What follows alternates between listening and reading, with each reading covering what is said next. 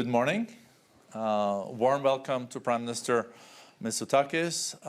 Has been in the US twice the last weeks, also been back to Greece. It is a great pleasure for us to have you back with us in Davos.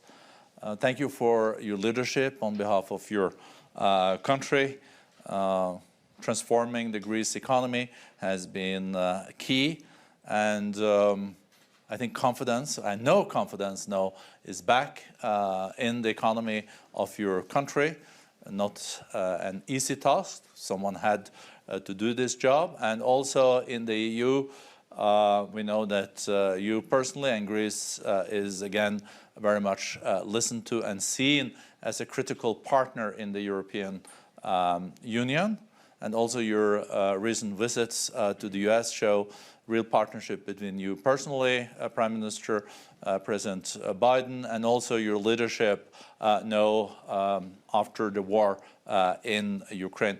Maybe let's first say 2 words on the war in Ukraine. How much of historic change is that for Europe and for the EU? The theme of our meeting is at the historic turning point. And will this change Europe forever?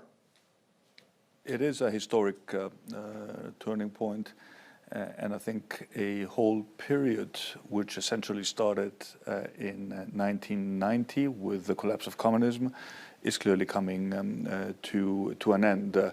It has already changed Europe.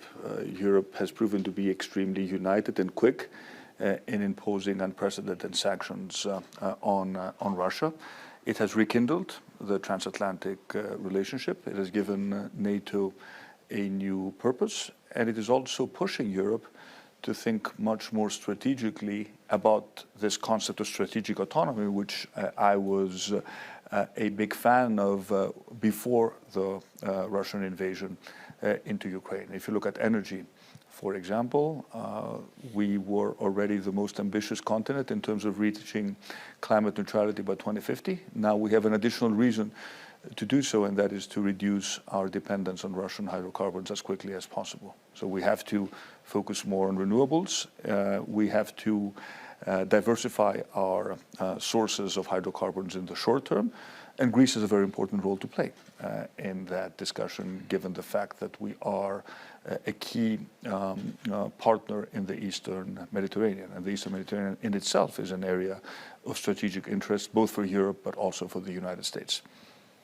So you, Prime Minister, also were quite historic in DC. I don't know when last a Prime Minister from Greece addressed joint sessions for the U.S. Congress. Never. No. No. Well, it was a first, and certainly it was an honor for me, an honor for the country. As you know, these speeches in front of a joint session of Congress don't happen very frequently, but it was an opportunity for me, first of all, to celebrate the paths of our 2 democracies, to speak about the past, the influence of Athenian democracy on the founding fathers of the American Revolution, and also the influence that America had on our war of independence. But of course, we also spoke a lot about the present and the future. We have a very strong strategic partnership with the United States, which is not just focused on defense. It is expanding to energy. For example, the port of Alexandroupolis in northeastern Greece is acquiring a very profound strategic importance for the diversification of energy supply, not just for Greece, but also for the Balkans. If we want to replace Russian gas in the Balkans, the easiest way to do it is to bring LNG into northern Greece and then pipe the gas into the Balkan markets. And of course, this trip was also about the economic partnership between our 2 countries. It was an opportunity for me to explain how Greece has changed over these past years to make the case that the Greece that many remember, the Greece of big deficits, a Greece that was actually still sort of controlled by programs, no longer exists.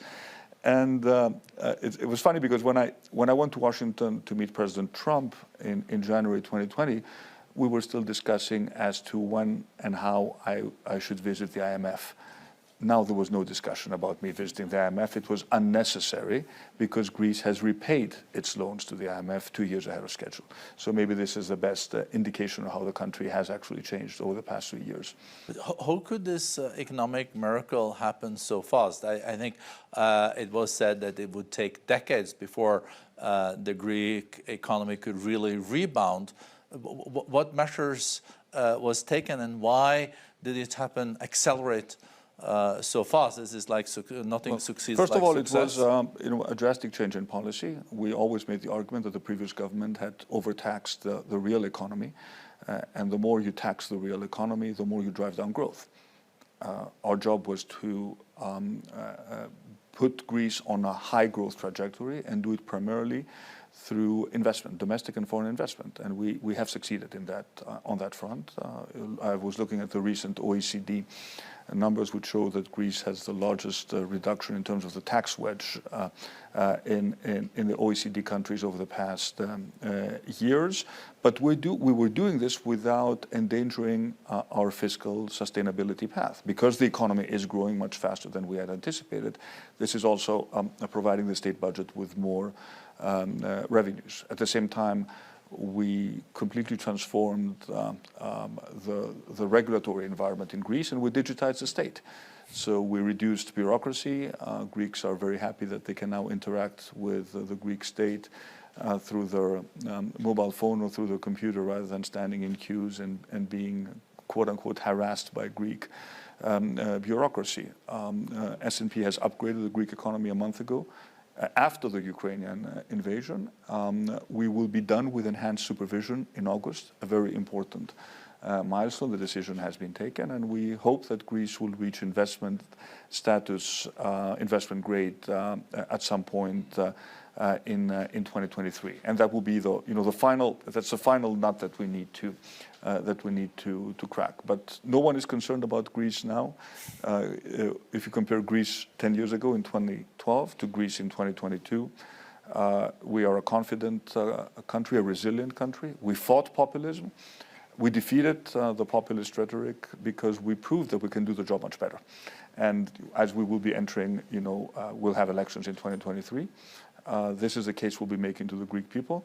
We actually delivered. We delivered on our commitments. We created jobs. We increased disposable income. We increased the minimum wage by 10%.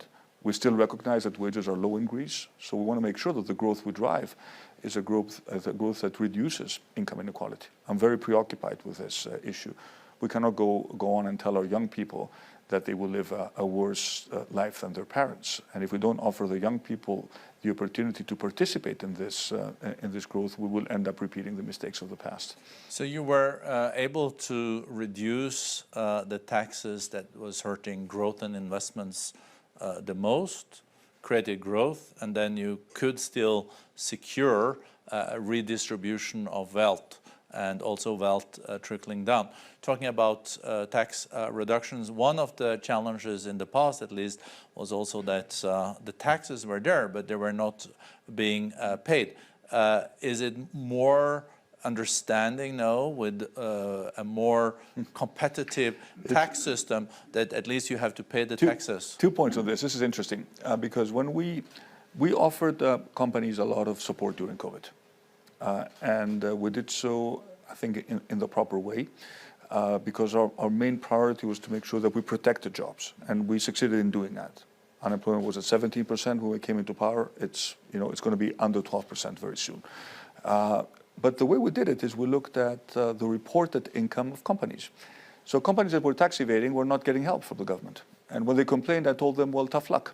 Maybe you'll learn your lesson for the future. At the same time, the more we drive digital, the more transactions take place electronically, the less tax evasion you have. So one of the important reforms of the past decade was that our revenue service is now completely independent. They have much better know-how. They use technology much more effectively to go after tax evaders. So this is also allowing us to be able to increase revenues and fight tax evasion, which was always a big problem in Greece.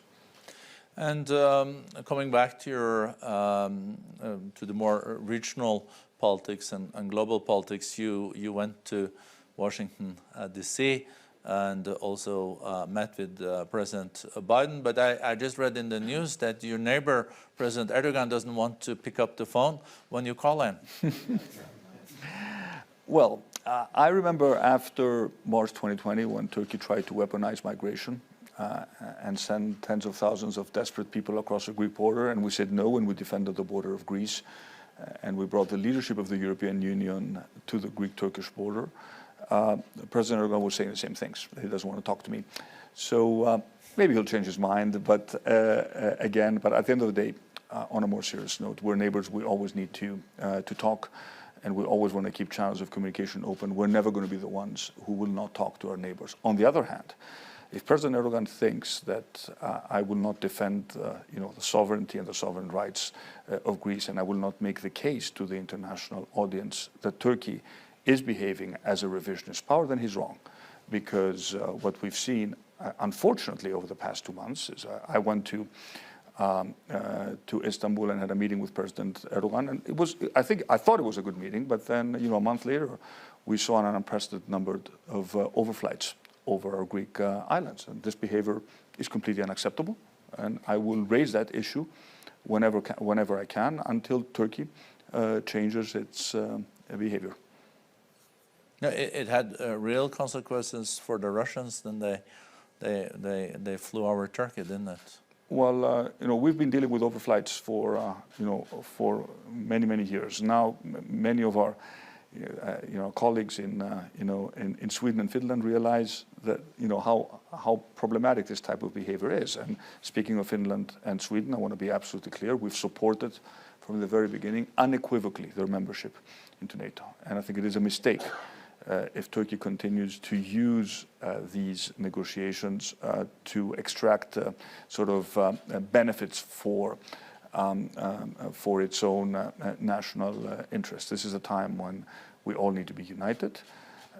It is important that NATO is going to be strengthened by the addition of 2 countries. And frankly, the last thing that we need now within NATO is another source of geopolitical instability in the Eastern Mediterranean. So that's why it's important to have a period of calm and stability, but we're never the ones who raise tensions. I think you were in D.C. almost at the same time as the Swedish Prime Minister. Yes, I was there 2 days before the Swedish and the Finnish. And the Finnish president was there. You also have been talking about the role of Europe now post the Ukrainian war. I just listened to Prime Minister Rutte that spoke in another meeting, and he said that Europe cannot stay as the playing field. We have to start to be the players, and Europe should be on pair with China and the US. We're the largest market in the world. Do you agree in that perspective?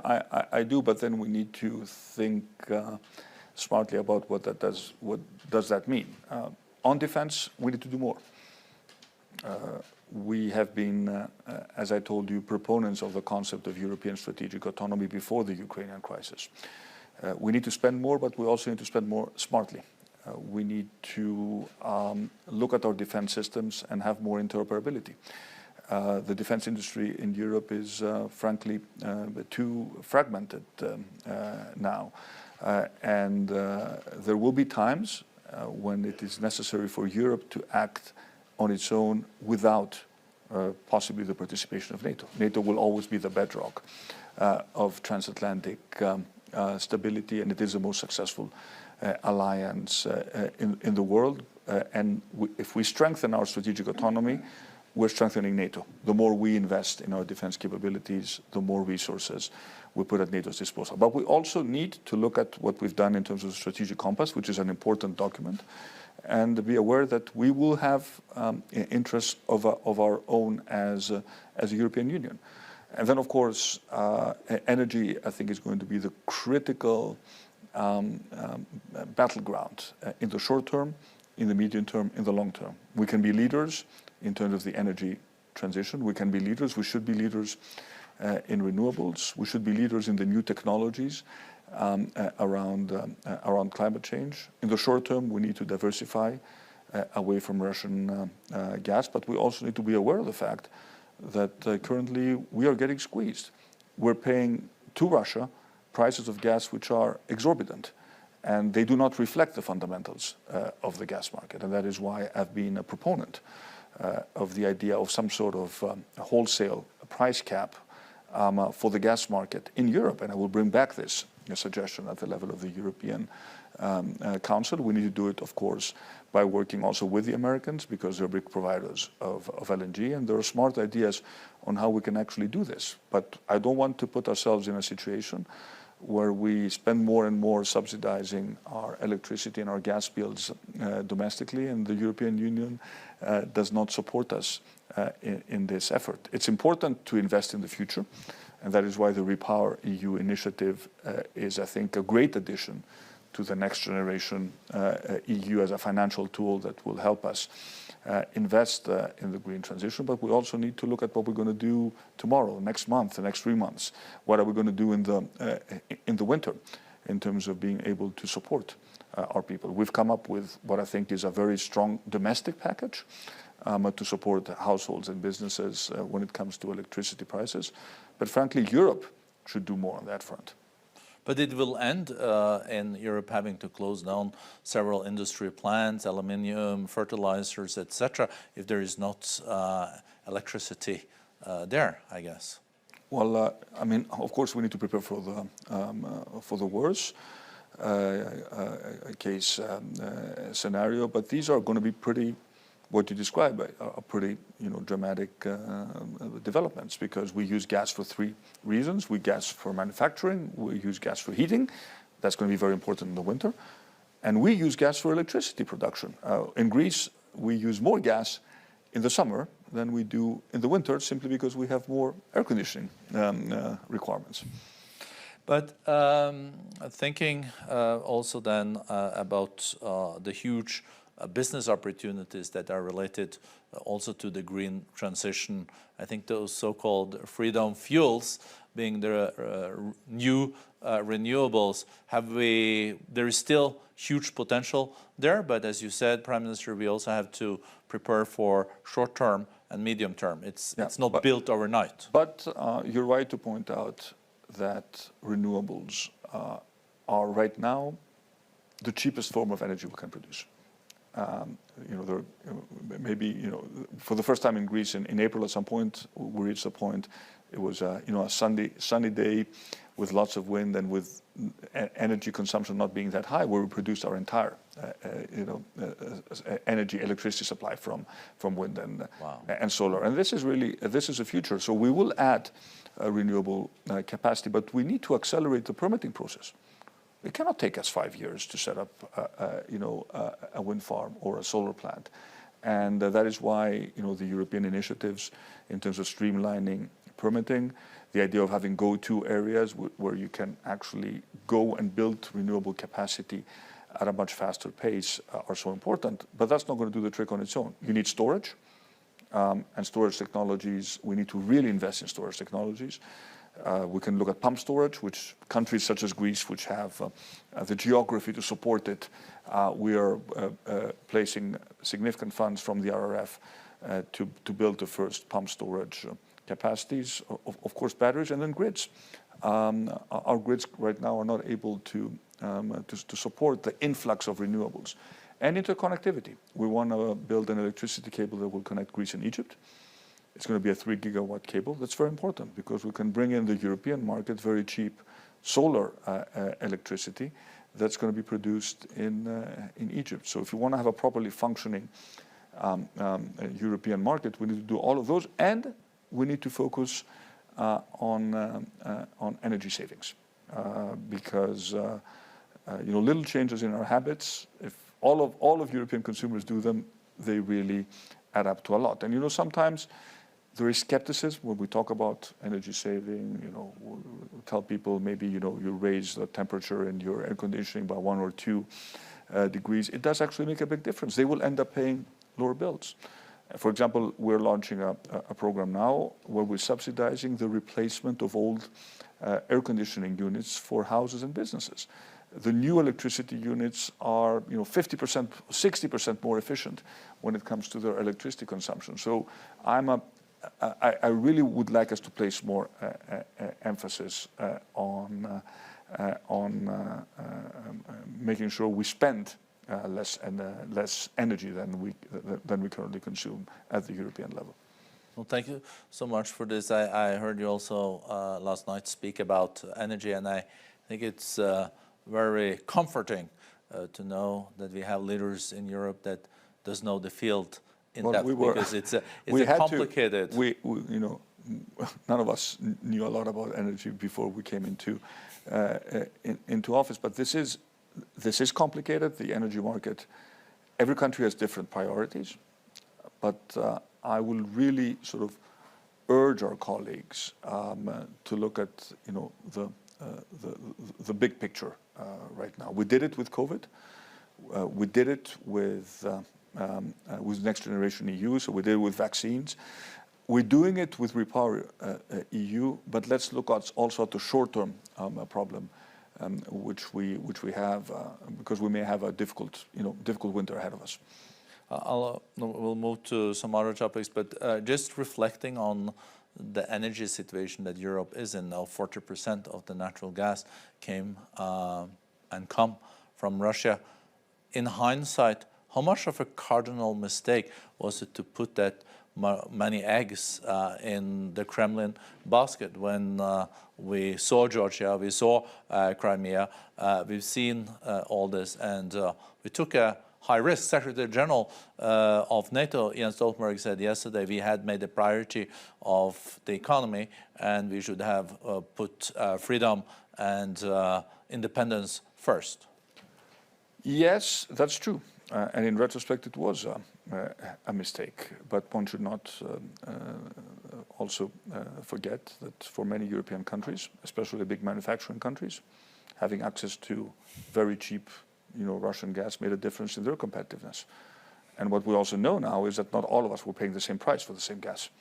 At least if we were paying all the same price, we could argue that we all had the same benefit. But this was not the case. So that is why it is important that these decisions are actually taken at the European level. So coming back to also the geopolitical role of Europe and the EU, you said that Europe also has to take more responsibility for its own security. 80% of the military capacity of NATO is outside the EU. Mm-hmm. Well, Greece has been spending more than 2% on defense for quite some time, for obvious reasons, because we have legitimate security concerns. So the first thing we need to do is to make sure that we raise our overall level of spending. But again, we need to do it in a smarter way. And there are clear areas where we can cooperate, where we need European capability. Cyber is one example, for example. Space may be another, where it just does not make sense for a medium-sized country such as Greece to invest on its own. So what you describe is very much a reality, and that's why NATO is always going to be will continue to be very very important. But if at some point we need to take a decision at the European level, will we be able to deliver? And of course, there are also other issues which have to do with our security. Let me just raise one: border management. This is very important. We cannot have a properly functioning Schengen zone if we don't make sure that we control who comes in and out of the European Union. And we've done so with full respect to human rights, but we are defending our borders and we want to make sure we attack the the criminal gangs of illegal smugglers that are benefiting from human pain and suffering. If we want to do we want organized migration. There is labor shortage now in Europe. There is labor shortage in Greece with 12% unemployment. So if we need, for example, agricultural or construction workers, and we can get them, let's do organized deals with other countries rather than encouraging people to cross the Aegean in horrible and very dangerous circumstances. This is also a critical element of our security. We don't talk much about it, but I can tell you, as a border country, we're very preoccupied with this issue. And we saw the same situation unfolding between Belarus and Poland too. So it's probably because the playbook was written by others there, and we've seen how dangerous it is to weaponize migrants and refugees for geopolitical purposes, and we simply cannot allow this to happen again. Let's at the end of this conversation, I wish we had more time, talk about European values and also the journey that Greece has been on when it became a member of the European Union. Maybe not everything was perfect, but the European Union wanted to integrate Spain, Portugal, Greece, and it's been very successful. Yeah. And now these countries are leaders, and as you also mentioned, Prime Minister, the travel of Greece has been into a real democracy, been tough 10 last years. But one thing is in the neighborhood of the EU, there are challenges, but there's also conflicts inside the EU, because not all EU countries do stick to all the key accords and the principles of the EU. Do you think one has been too complacent about that and needs to be tougher in the years to come? First of all, the European Union has been transformative for Greece. Since we joined, we've benefited tremendously financially. We also became complacent at some point, and we paid a very heavy price. But Greece stayed within the Eurozone, and it was the right decision. And now we're happy that we're again doing rather well. But the European values and the democratic values are, part of who we are as a country, and that is why this concept of sort of reinventing democracy in the 21st century is so important, and that is why there can be no discount when it comes to issues of rule of law, of making sure we confine to the European acquis. This, at the end of the day, is who we are. That's what we signed up to when we joined the European Union. At the same time, we need to recognize that many of the grievances that fuel populism and add to the toxicity of the public debate are legitimate grievances. Income inequality is a huge issue. We cannot afford to ignore it, and that is why when we think about Greece's sort of long-term growth, we don't want to repeat the mistakes of the past. We want an inclusive growth, and we also need to see how we moderate, the political debate in the public space, how we reduce toxicity. We're leaders when it comes to regulation of the digital ecosystem, but we can do more to work also with the big tech companies to make sure that hate speech, misinformation, disinformation does not become a part of the online dialogue, because unfortunately that is what we have to deal with. And sort of one last point: if the political dialogue is so toxic, if it's all about personal attacks, think of the next generation of leaders who will want to join politics if they have to go through this, having to deal with character assassinations, attacks on their families. So we risk really sending a signal to the next generation of leaders that it's not worthwhile entering politics, because simply the price you pay is just too high.